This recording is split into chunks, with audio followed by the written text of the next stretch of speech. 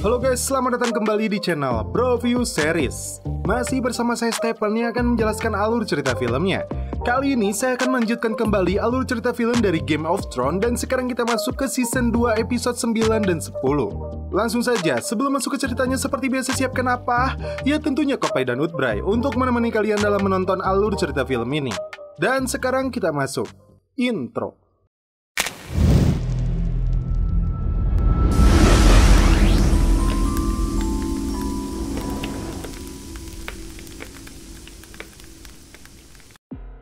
Di awal film, diperlihatkan ribuan pasukan Stannis dengan ratusan kapal perangnya sudah mendekat ke King's Landing.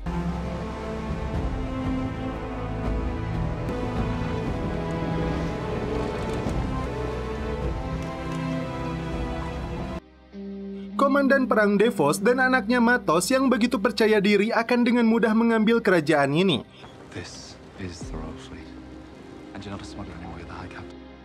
Davos justru mengira mereka akan mendapatkan kesulitan karena benteng itu tidak pernah bisa ditembus meskipun pasukan dan armada mereka 10 kali lipat lebih banyak jumlahnya.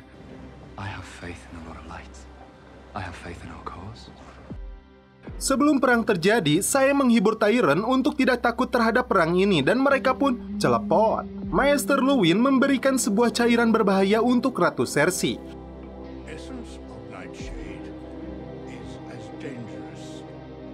Jika dia mencampurkannya 10 tetes ke dalam anggurnya, maka itu akan membunuhnya.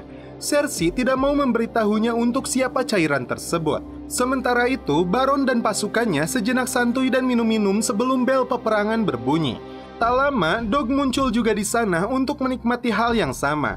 Pertikaian hampir terjadi di antara mereka, namun bel sudah berbunyi, itu artinya musuh sudah mendekat.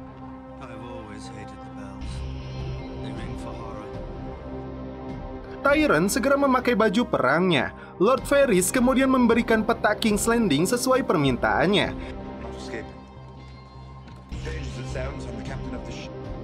Dia pun bertemu dengan Bronn yang selama ini selalu melindunginya. Bahkan dia melihat Sansa yang sedang bersama Shae untuk menuju rumah aman. Sansa mendoakan keselamatan untuk Tyrion dan Joffrey.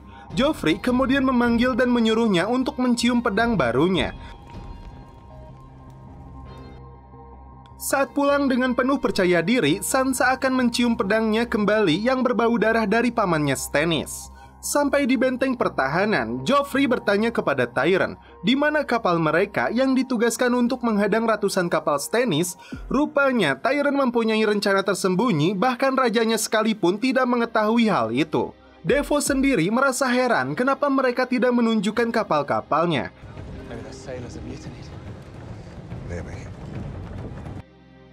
Cersei memberikan minuman anggur untuk Sansa, namun dia belum terbiasa untuk minum. Tyrion memerintahkan pasukan pemanah untuk bersiap setelah kapal-kapal Stannis terlihat.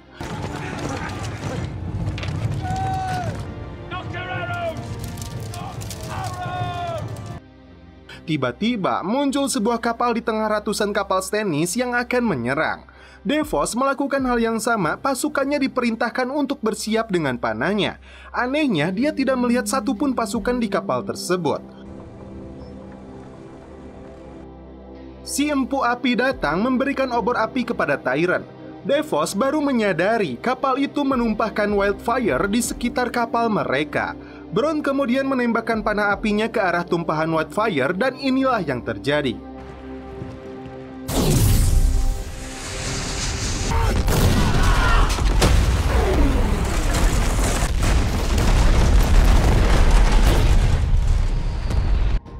Ratusan kapal milik pasukan Stannis meledak dan ribuan pasukannya tewas terbakar.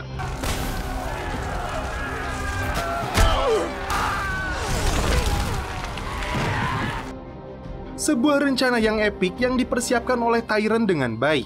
Selain kematian ribuan pasukannya, Stannis pun kehilangan tangan kanannya Davos dan anaknya yaitu Matos. Tidak menyerah begitu saja, Stannis memerintahkan pasukannya untuk menuju daratan menyerang benteng musuh.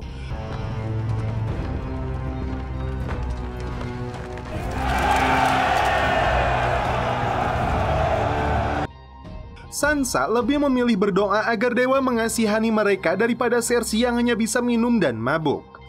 What are you doing? Praying for the gods to have mercy on us all. Oh. Dia kembali memaksa Sansa untuk minum anggurnya. Drink. Jika kota ini jatuh ke tangan Stannis Baratheon, maka perempuan-perempuan ini akan menjadi korban pemerkosaan termasuk Sansa. Should be in for a bit of a rape. Half of them will have. Ribuan pasukan Stannis yang tersisa langsung melakukan serangan.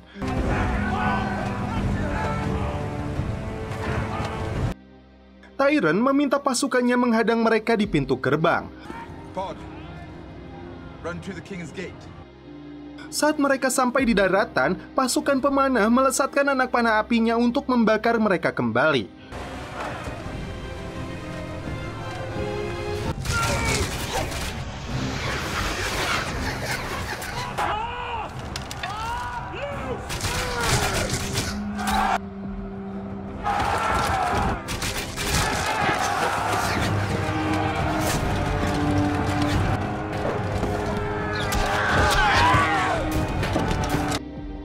Ratusan batu kemudian dijatuhkan untuk melumpuhkan mereka. Stannis memberi komando agar mereka menembus gerbang lumpur terlebih dulu.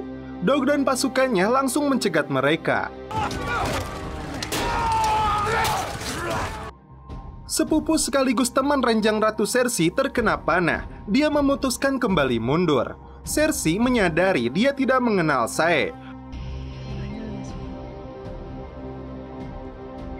Pelayan baru Sansa yang mengaku berasal dari Lorat. Ketika melihatnya cara menghormat, saya menunjukkan cara yang salah hingga Cersei memberinya contoh yang benar.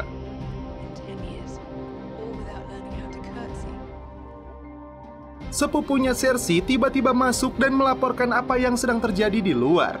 Dia kemudian menugaskan untuk membawa Joffrey kembali masuk demi keselamatannya. Dog hampir terbunuh oleh musuh, namun Bronn berhasil menyelamatkannya. Stannis berhasil naik ke atas benteng dan langsung menghabisi pasukan musuh satu persatu.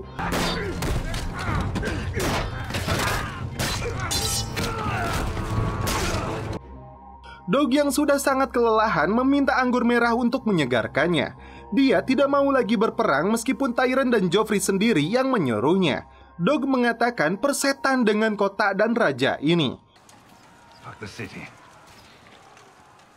Fuck the king. Senjata penghancur diangkat bersama-sama oleh pasukan Stannis untuk menembus pintu gerbang.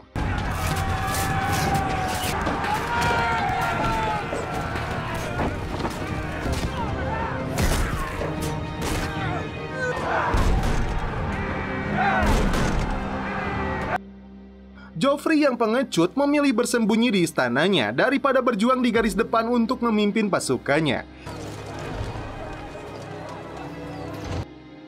Tyrion terpaksa menggantikannya. Awalnya mereka tidak mau menghiraukannya.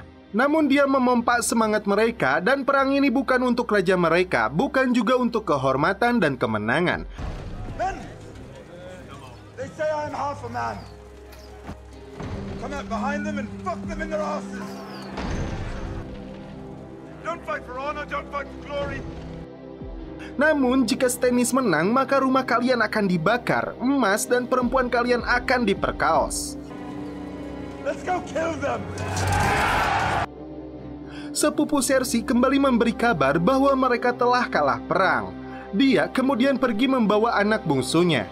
Di saat yang sama, Sae meminta Sansa untuk kembali ke kamarnya. Ternyata Dog sudah berada di sana. Dia hendak pergi dari kota ini dan menawari Sansa untuk membawanya pulang ke Winterfell.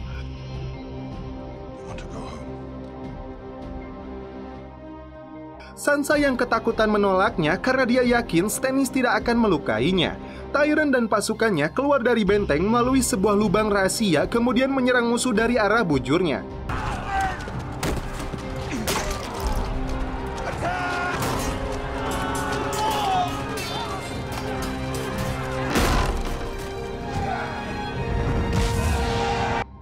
Mereka berhasil menguasai keadaan dan Tyrion dilulukan dengan sebutan manusia setengah.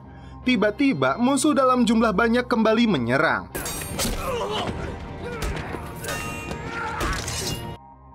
Akibatnya, muka Tyrion pun tersayat hingga dia tumbang. Cersei dan anak bungsunya yang duduk di kursi tahta sudah pasrah dan bersiap minum racun yang sudah dipersiapkan sebelumnya jika Stannis masuk ke ruangan ini. Tiba-tiba, pasukan berkuda muncul menyerang kembali pasukan Stannis.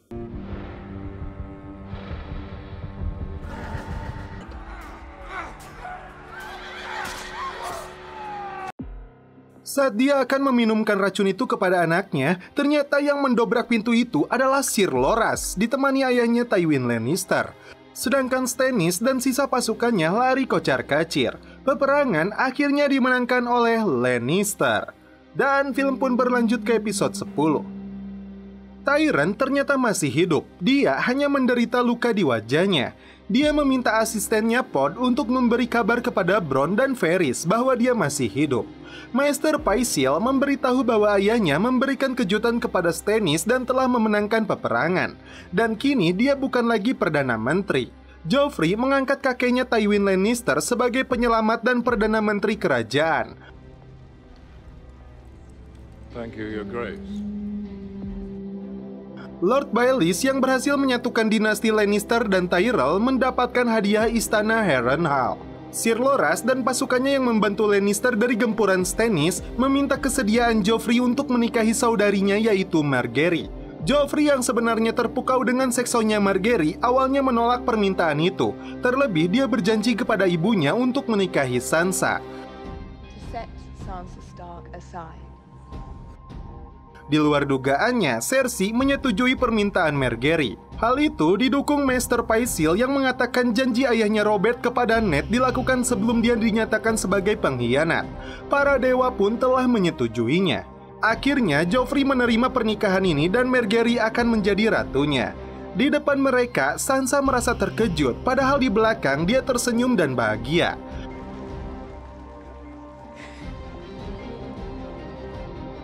Baelys memanfaatkan hal ini untuk mendekati Sansa yang sudah terlihat dewasa, terlebih karena dia tidak berhasil mendapatkan ibunya. Dia menawarkan kepada Sansa untuk membawanya pulang karena Joffrey tidak akan melepaskannya. Sansa yang tidak bodoh tidak menerima begitu saja rayuannya. Lord Varys mendatangi rumah PSK.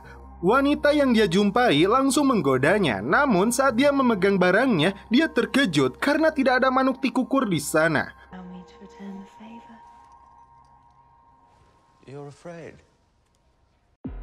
Varys meminta informasi rahasia yang disembunyikan oleh si Littlefinger. Kembali ke Brienne yang sedang membawa Jaime ke Riverrun. Dia melihat 3 orang yang tewas digantung dan Brienne akan menguburkannya. Namun tiba-tiba mereka berpapasan dengan 3 orang prajurit yang menanyakan tujuan Brienne dan tawanannya. Mereka menertawakan Brienne karena seorang perempuan yang berubah menjadi gagah. Saat mereka hendak pergi, salah seorang di antaranya mengenal tawanan ini adalah Jaime Lannister. Brienne dan Jaime sempat tidak mengakuinya, namun saat disuruh untuk menyebutkan nama aslinya, disitulah Brienne langsung menghabisi mereka dengan cepat.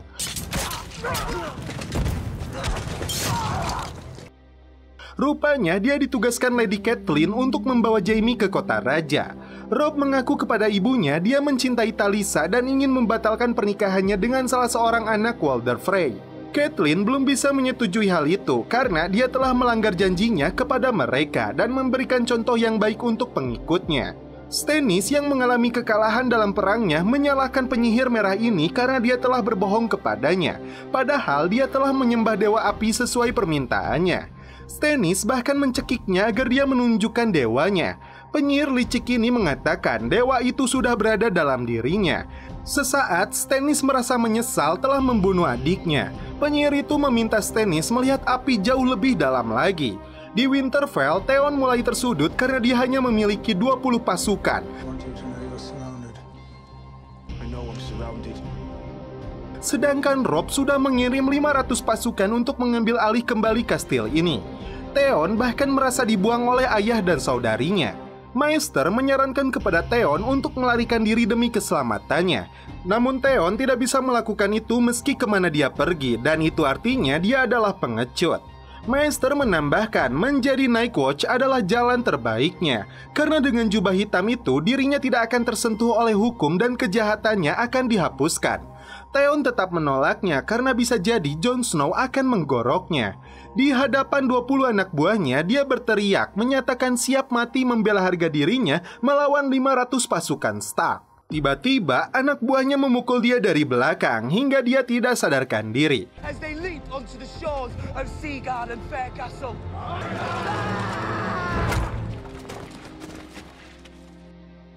Bahkan mereka menusuk Maester kemudian pergi membawa Theon. Kekuasaan Tyrant kini menjadi tumpul setelah ayah dan kakaknya mengambil alih.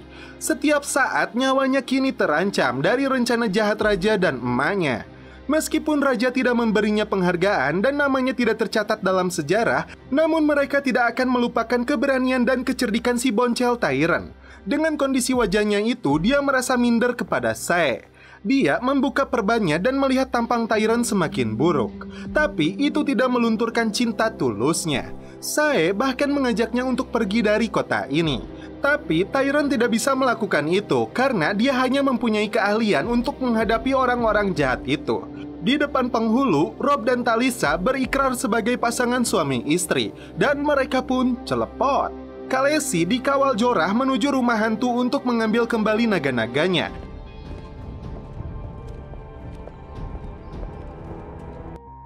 Tiba-tiba dia menghilang dan sudah berada di dalam bangunan tersebut.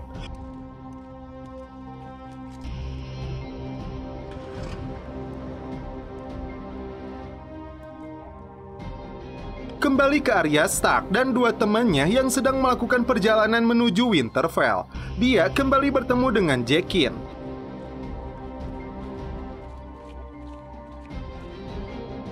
Kemampuannya membunuh para penjaga itu membuat Arya ingin belajar kepadanya.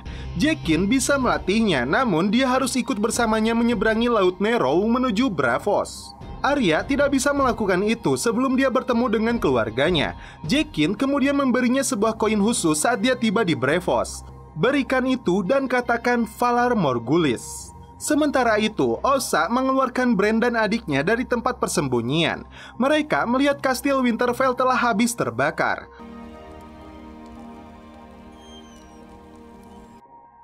Maester yang sudah tidak berdaya terlihat berada di bawah pohon dewa. Sebelum tewas, dia meminta Osha dan Hodor membawa Bran dan adiknya menuju The Wall, meminta bantuan Jon dan memberi kabar kepada ibu mereka. Khaleesi masuk ke sebuah ruangan dengan atap terbuka hingga salju menyelimuti hingga kursi tahta.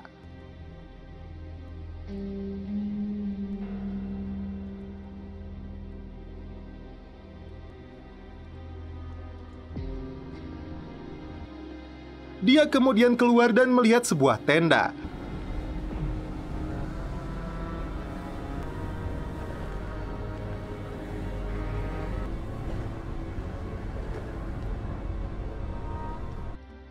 Di dalamnya terlihat suaminya yaitu Khal Drogo dan anak semata wayangnya. Saat dia mengucapkan sumpah setia kepada suaminya itu, Khaleesi sadar ini hanyalah tipuan kepadanya. Dia masuk ke ruangan lain dan menemukan 3 naganya dirantai oleh si penyihir. Bahkan tangannya pun ikut dirantai. Dia akan ditahan di tempat ini hingga ribuan tahun. Khaleesi kemudian memanggil nama naganya hingga mengeluarkan api di mulutnya.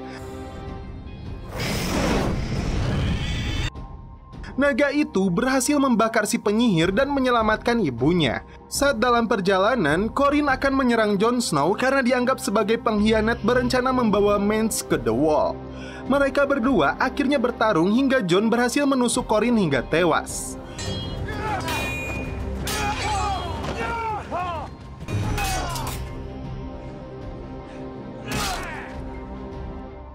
Perjalanan panjang mereka sampai di tujuan akhir, kerajaan kaum Wilding yang dipimpin oleh Mance dengan ribuan pasukannya. Khaleesi dan pasukannya menyergap Saro yang sedang tidur. Dia langsung melihat berangkas kekayaan yang diakuinya yang ternyata kosong.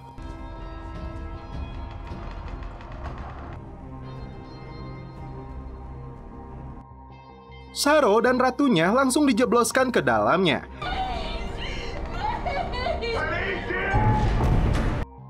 Khaleesi memerintahkan Jorah untuk menjarah seluruh benda berharga di kerajaan Karth ini.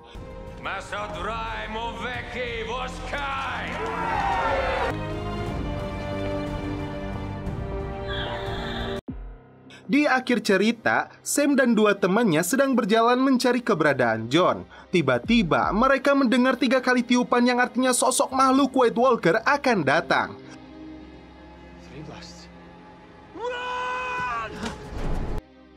Dua teman Sam bergegas lari. Namun sayang, Sam yang gemuk tidak bisa mengejar kedua temannya itu. Dia hanya bisa bersembunyi di balik batu dan melihat langsung dengan matanya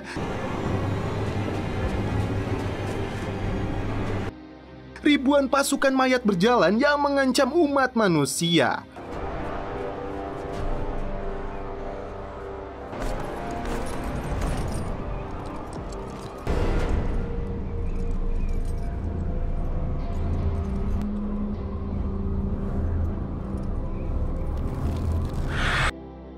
Namun setelah itu film pun berlanjut ke episode selanjutnya.